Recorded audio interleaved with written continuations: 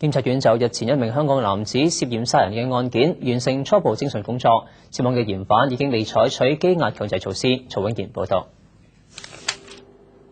案情顯示，56歲姓葉嘅嫌犯喺11月份同同樣嚟自香港嘅受害人喺賭場認識，其後因為金錢糾紛，兩個人曾經發生爭執。姓葉嘅嫌犯一直懷恨在心，至到呢個月嘅16號朝早，兩個人喺南環區再相遇，並且發生衝突。咁期間，姓葉嘅嫌犯用一把戒刀刺向受害人，受害人頸部嘅大動脈被割破，並暈倒喺地上。警方事後喺現場附近將嫌犯拘捕。